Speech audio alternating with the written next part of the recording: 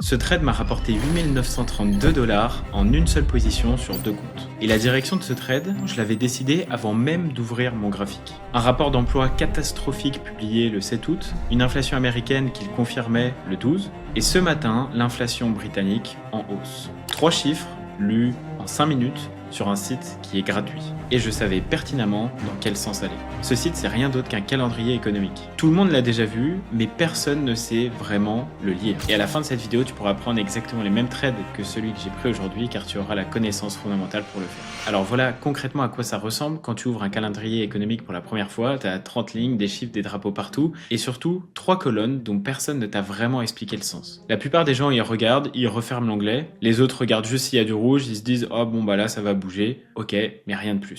Et à la fin de cette vidéo, tu sais parfaitement lire cet écran en entier. On va y revenir 5 fois, et à chaque fois, tu vas comprendre un morceau de plus. Mais avant qu'on commence, il faut que tu comprennes une chose, la chose la plus importante de cette vidéo. L'argent va où il est le mieux payé. Imagine deux banques. Une banque te paye 5% pour placer ton argent chez elle et une autre te paye 2% pour placer son argent chez elle. Où est-ce que tu mets ton argent? Ce qu'il faut comprendre, c'est que les marchés, ils font exactement la même chose, mais avec des centaines de milliards et à l'échelle de pays. Aujourd'hui, le Royaume-Uni paye 3,75% pour placer son argent sur sa devise et les États-Unis payent 3,5%. L'écart, il est très mince, mais c'est la direction future du rendement qui va compter et c'est ce que nous, on va essayer d'anticiper pour savoir justement quelle va être la devise la plus portée par le marché ou pas. Autrement dit, quand le taux d'intérêt d'un pays monte, sa monnaie monte et c'est le mécanisme central. Tout ce que je vais te présenter dans cette vidéo, ça va être des éléments qui vont te permettre d'anticiper ces futures décisions de taux d'intérêt. Et tout ça, c'est pas juste un graphique, c'est un match entre deux économies. Et évidemment, tu peux pas analyser une seule des deux économies et ça, c'est la plus grosse erreur que beaucoup de personnes font et on y revient à la toute fin de cette vidéo. Sur les 30 lignes du calendrier, il y en a 4 qui font vraiment bouger le marché, les autres, tu peux plus ou moins les oublier. Alors, la première, c'est l'inflation. C'est tout simplement le prix de la vie. Combien coûte concrètement quelque chose qui valait 100 € aujourd'hui par rapport à il y a un an? Et ça, sur le calendrier, tu le verras écrite CPI. Si l'inflation monte, la Banque centrale a un problème puisque les gens s'appauvrissent. Et sa seule arme dans ce cas-là, c'est de monter les taux d'intérêt. Parce que des taux élevés freinent l'emprunt, freinent la consommation et font donc par conséquent retomber les prix. Donc, inflation en hausse, taux en hausse, monnaie en hausse. Ça paraît absurde comme ça, parce que vous vous dites, oui mais ok, le pays va mal et sa monnaie elle monte. Mais ce qu'il faut comprendre, c'est que le marché il n'anticipe pas la santé du pays. Il anticipe la réaction de la banque centrale et par conséquent la rémunération si on vient placer de l'argent sur cette devise en question. Sauf que tu as à mon avis déjà dû voir l'inverse. Un chiffre d'inflation qui sort hyper élevé et le marché qui part complètement à l'inverse, la devise qui s'écroule. Et c'est à ce moment-là où tu t'es dit « Ah, mais l'analyse fondamentale, ça marche pas ». Et ça n'a absolument rien à voir avec ce que je viens de te dire. Et c'est là la chose la plus importante de toute la vidéo. Le marché, il réagit pas aux chiffres. Il réagit à l'écart entre le chiffre et ce qui était prévu. Et c'est ces 3 colonnes. Prévision, précédent, actuel. Celle du milieu, les prévisions, c'est celle-là que tous les analystes regardent. Et en gros, le marché, il l'a déjà intégré, puisque les prévisions sont souvent proches de ce qu'il y a sur les annonces. Et donc le marché price en fonction de ça. Si la prévision annonce une inflation à la hausse, eh bien à ce moment-là, le marché va anticiper potentiellement une hausse des taux. Donc si l'inflation est prévue par exemple à 3% et qu'elle sort à 3%, eh bien dans ce cas-là, la réaction du marché va être nulle. L'annonce économique va faire pas du tout bouger le marché. Parce que tout ça, c'était déjà dans le prix l'avait déjà anticipé. Mais si elle est prévue à 3 et qu'elle sort à 3,4, là, attention, parce que le marché va partir très très violemment. Et c'est pas les 3,4 qui comptent, non, c'est les 0,4 en plus que ce qui était prévu. La colonne du milieu, c'est la seule qui transforme un chiffre en vrai mouvement. Il n'y a que ça. Donc tu ne traites pas le chiffre réel, tu traites l'écart entre les prévisions et le chiffre actuel. Rien que de savoir ça, là, ce que je viens de te dire là, ça te met déjà en avance par rapport à la majorité des traders qui disent trader l'analyse fondamentale. Ok, maintenant, deuxième chose, les taux directeurs. C'est littéralement le plus puissant des 4, mais c'est celui aussi qui piège énormément de personnes. Parce que ça, la direction, elle est quasiment toujours anticipée et tout le monde sait à l'avance ce que va faire la Banque centrale. Ce qui bouge le marché, c'est pas vraiment le taux qui va changer, parce que ça, on le sait à l'avance, c'est ce que le président de la Banque centrale en question va dire à la suite du changement de taux. Et justement, à chaque fois, il fait son discours sur ce qu'il compte faire après. Est-ce qu'il va avoir une politique monétaire ferme, ouverte, hawkish, dovish, etc.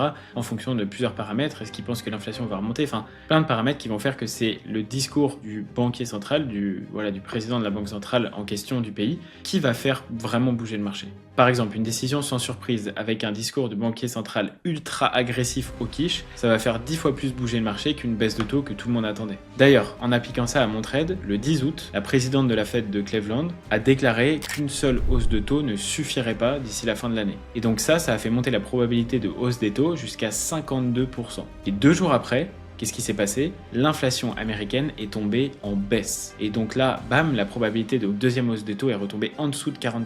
Donc le marché a écouté le discours, il a regardé les chiffres et les chiffres ont gagné. Le discours, il va donner vraiment une intention et les chiffres, ils vont donner une direction. Et quand les deux se contredisent, c'est toujours le chiffre qui l'emporte. Parce que c'est vraiment lui qui fait bouger les probabilités. Le troisième, c'est l'emploi, le NFP. Il y a quelques jours, j'avais un setup vendeur sur EURUSD, techniquement parfait, et j'ai perdu 3500 $ dessus. Parce que quelques jours avant, le rapport de l'emploi américain venait de sortir et je l'avais pas vraiment pris au sérieux, j'étais sur un petit retracement technique et j'aurais peut-être pas dû me positionner sur ce trade, mais c'est pas la question. Donc, aux États-Unis, ce rapport, il s'appelle le NFP, Non-Farming Payroll, ça exclut en gros les emplois saisonniers agricoles. Il sort le premier vendredi de chaque mois. Et ça agit vraiment un peu comme le théorème de l'économie réelle. En gros, emploi solide, la banque centrale peut garder ses taux élevés pour maîtriser l'inflation. Emploi faible, l'économie va mal, la banque centrale doit baisser les taux d'intérêt pour pouvoir relancer un peu l'économie et que l'économie aille mieux. Et donc, le 7 août, le NFP est sorti à moins 23 000 créations d'emplois. Donc là, c'est clairement la première destruction nette d'emplois de toute l'année. Parce que le marché, il attendait plus 80 000 et on est passé à moins 23 000. Donc il y a eu plus de 100 000 créations d'emplois d'écart par rapport à ce qui était attendu, ce qui était pricé.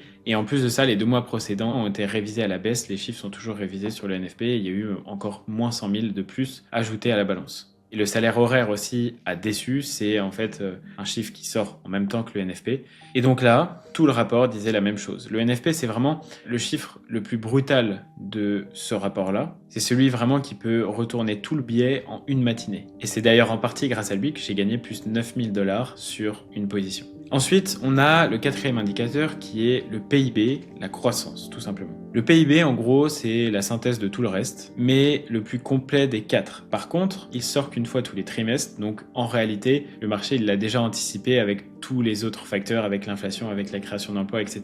Donc, il n'y a plus vraiment de surprise sur le PIB. Je vais te donner maintenant les 4 par ordre de puissance. Premièrement, on a la décision des taux d'intérêt. Ensuite, on a l'inflation. Ensuite, on a la création d'emplois. Et enfin, on a la croissance. Et pour chacun, à chaque fois, tu regardes uniquement l'écart avec la prévision et la donnée réelle. Là, tu as la théorie. Maintenant, je vais te montrer un exemple où tout ce que je viens de te dire, c'est pas du tout passé comme prévu et le calendrier économique nous a dit complètement l'inverse. Et du coup, si tu le rates, eh bien, tu vas te tromper une fois sur deux. Là, on est sur le même écran qu'au début. C'est illisible, il y a des choses partout. Donc, la première chose, c'est que tu vas filtrer. Impact élevé uniquement et uniquement les pays sur les devises qui vont t'intéresser. Déjà, tu passes de 30 lignes à 3. Voilà, ton écran, il devient lisible et ça, c'est déjà 80% du travail. On prend une ligne toujours de gauche vers la droite. L'heure, le pays, le nom de l'événement et puis les 3 colonnes précédent, prévision, actuelle. Précédent, c'est le chiffre du mois dernier. Prévision, c'est ta référence. Et réel, c'est ce qui sort à l'heure de l'annonce économique. Ton travail, il est très simple. Il se résume à une soustraction entre la prévision et le chiffre actuel. Si c'est positif, la monnaie explose. Si c'est négatif, la monnaie descend. Tout simplement. Mais il faut faire attention au piège du sens inversé. Et c'est exactement le cas dont je te parlais au début. Pour le chômage, par exemple, un chiffre bas, eh bien, c'est un bon chiffre. Le sens, il est inversé. Et ça, c'est pareil pour les demandes d'allocation, par exemple. D'ailleurs, le 7 août, le taux de chômage américain, il est passé de 4,2 à 4,1.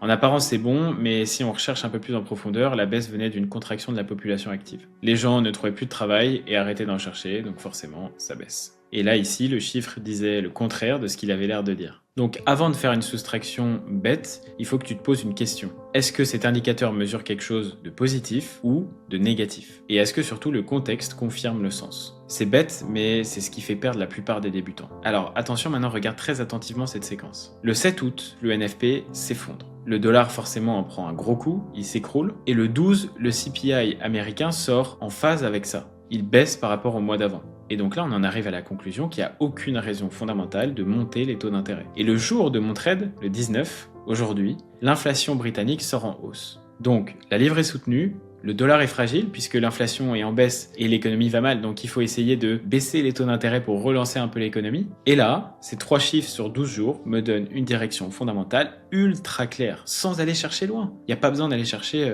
des chiffres de fou. Juste ça, il faut les comprendre. il faut comprendre ce que vous voyez sur le calendrier économique. Et ça, tu vois, c'est le même écran qu'au début de la vidéo, celui qui était complètement illisible, et maintenant, tu le lis. Et le plus fou dans tout ça, c'est que quelques jours avant, j'avais exactement les mêmes informations sous les yeux et pourtant j'ai vendu EURUSD alors que j'aurais jamais dû le faire et j'ai perdu plus de 3000 $ sur un trade parce que j'étais pas focus quant à mon biais fondamental. Et ce que je fais maintenant, c'est que tous les dimanches soirs, j'ouvre la semaine, je vois exactement quelles sont les différentes annonces économiques qui vont tomber cette semaine et je me le note, je fais un breakdown, je regarde un peu les prévisions, l'actuel, ce que j'attends, etc. En fonction de tout ça, je regarde les discours des banquiers centraux pour avoir vraiment un biais de marché central et savoir exactement quelles vont être les annonces économiques à fort impact durant ma semaine. Bon, maintenant, c'est bien beau d'avoir les chiffres, mais il faut réussir à les assembler. Et on va donc refaire exactement ce que j'ai fait le 19 août pour gagner plus de 9000 $ sur mes comptes FTMO. L'emploi, le dernier NFP, il est sorti à moins 23 000, il était attendu à 80 000, 100 000 de différence. Le salaire horaire aussi, il a déçu, et donc à ce moment-là, on a une conclusion, le marché de l'emploi craque. L'inflation, le CPI, il est sorti le 12 août à 3,4%, parfaitement en ligne avec ce que le marché attendait, et en baisse par rapport aux 3,5% du mois d'avant. Donc là-dedans, absolument rien ne justifie une hausse des taux d'intérêt. La Fed, le taux il est à 3,50-3,75%, la probabilité d'une hausse de taux est retombée à 40% en septembre, et donc même les discours hawkish n'ont pas suffi à faire monter le dollar. Conclusion pour le dollar, très simple, fragile. L'économie ralentit, l'inflation baisse, la Fed va devoir baisser les taux d'intérêt. Et donc là, on va en face, maintenant sur le GBP, et on va faire exactement le même exercice. Et c'est exactement là que le chiffre du 19 août va rentrer en jeu. Et c'est d'ailleurs le jour de mon trade, aujourd'hui.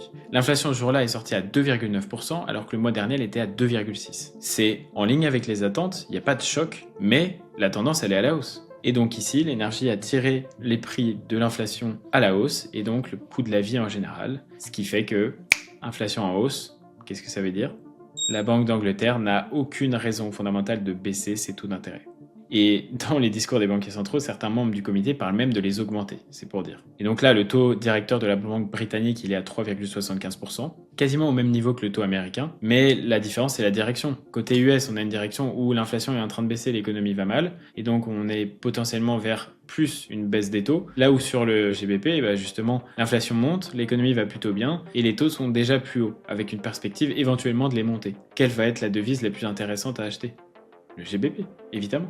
Et en plus de ça, sur l'emploi britannique, on a un chômage qui est à 4,9%. Le marché du travail, il ralentit un peu. Mais le problème, c'est que les salaires horaires, ils progressent, ils augmentent. Et donc ça, qu'est-ce que ça fait ? Ça alimente l'inflation et donc ça alimente la potentielle future hausse des taux d'intérêt. Conclusion pour la livre, soutenue par les raisons fondamentales.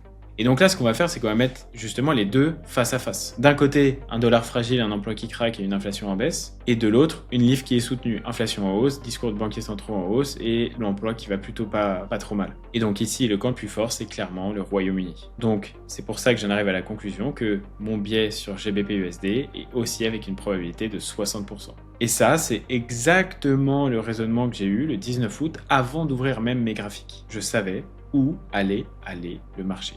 Et maintenant, du coup, il me restait à faire quoi ? Uniquement à trouver le bon point d'entrée. C'est tout. Je sais où il va aller, donc maintenant j'attends un setup cohérent qui rentre dans la mécanique de ma stratégie pour pouvoir aller chercher mon entrée dans le sens de mon biais fondamental. Résultat, 8 932 $ de profit en 1h30. Et je te donne un chiffre de conviction à 65%, c'est pas pour rien. Parce que si je te disais juste ça va monter, je te vendrais une certitude que personne n'a. On n'est jamais sûr à 200% de l'analyse fondamentale, il y a toujours des retracements techniques, on a des réaccumulations de positions, il faut rebalancer les ranges, etc. Ça peut pas être véridique à 99%, tu vois ce que je veux dire. Et donc sur ces biais-là, ça veut dire que 65%, que en gros j'ai tort une fois sur 3. Et c'est exactement comme ça que ça marche. Au même titre que quand tu vas rentrer en analyse technique sur des trades, tu vas avoir un win rate sur ta stratégie, c'est pareil en analyse fondamentale. Et quand les deux win rates s'alignent, c'est là où justement tu fais des beaux trades comme celui que j'ai pris. Et là, je vais te dire quelque chose d'important. Important parce que c'est quelque chose qui manque beaucoup aux traders qui tradent le SMC/ICT. La technique, elle te dit où entrer précisément, et d'ailleurs c'est ce que j'ai fait sur mon trade ici, et la fonda, elle te dit concrètement dans quel sens. Tu appliques cette fondamentale-là avec une analyse top-down en haut time frame, et je peux t'assurer que ton biais, il va devenir en béton, littéralement en béton. Et évidemment, si ton point d'entrée il est parfait, que ton setup est nickel, mais que tu vas vers le camp le plus fort, et que là, par exemple, sur l'exemple du setup que j'ai pris, tu étais à l'inverse de ce que moi j'ai fait, mais il n'y a aucune raison de le faire, c'est complètement con. Il y a l'inflation qui vient de sortir au GBP, il y a le chiffre de l'emploi plus l'inflation qui contredit ce que le marché avait pricé sur le dollar. Qu'est-ce que tu vas aller vendre le GBP ? Tu peux pas, c'est pas possible. Tu peux pas faire ça, tu vois. Et donc le biais, il va pas te donner un trade. L'analyse fondamentale, elle va pas te donner un trade. Il va te donner un filtre pour ne pas te faire avoir dans tes setups mécaniques. Et c'est exactement ça qui fait la différence. C'est exactement ça que je fais depuis 5 ans. Et c'est exactement ça que tous mes élèves font, que moi je fais et qui fonctionne. Je vais te donner les 3 erreurs que les traders font, qui sont complètement débiles et qu'il faut surtout arrêter de faire quand tu fais de l'analyse fondamentale. Trader de l'analyse fondamentale, c'est pas trader les news. Quand les news sont là, le spread il explose, le prix il fait des allers-retours dans tous les sens, ça a absolument aucun sens de trader là-dedans. Tu trades avant ou tu trades après, mais jamais pendant les news. Jamais, jamais, jamais, jamais. La deuxième erreur, on l'a vu, sans la colonne du milieu, quand il n'y a pas de prévision, eh bien, le chiffre tout seul, il n'a pas vraiment de sens. D'ailleurs, le taux de chômage du 7 août, il en est l'exemple parfait. 4,1 au lieu de 4,2, ça avait l'air bon, mais non, parce que la baisse du chiffre, justement, venait d'une contraction de la population active, donc ça n'avait pas de sens. Ça voulait dire complètement l'inverse en réalité. Et la dernière, c'est celle que je t'avais annoncée au début. Une paire de devises, c'est 2 économies en concurrence. Tu ne peux pas analyser un seul camp, c'est pas possible. Et donc là, ce que j'ai fait, c'est que j'ai analysé le dollar, j'ai analysé le GBP, j'ai vu lequel était le plus fort et je me suis positionné en fonction de ça grâce à un setup mécanique. Bon, maintenant, on va parler sérieusement et j'ai 3 choses pour toi. La première chose, c'est mon rapport fondamental complet. À l'heure où tu regardes cette vidéo, la semaine prochaine, il y a une grosse semaine de trading qui t'attend. Et ce rapport fondamental, il est pour les 2 prochaines semaines. Ok ?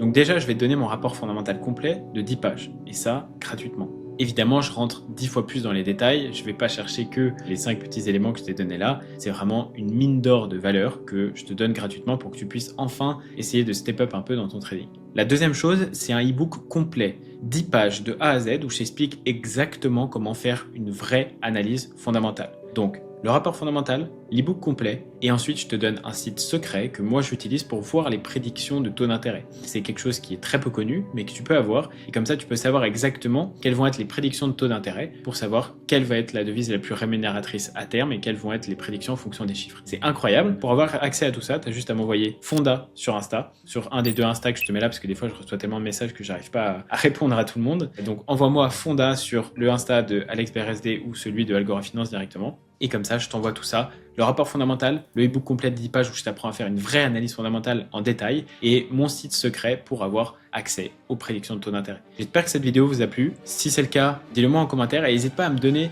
d'autres sujets de vidéos que je pourrais vous faire. Pour moi, c'est un plaisir. J'adore faire ces petits contenus YouTube. D'ailleurs, c'est le grand retour. Maintenant, on va plus lâcher. Je vais même peut-être faire des lives bientôt. Ça va être incroyable. Donc voilà les gars, j'espère que ça vous a plu. On se dit à la prochaine. C'était Alex. Ciao.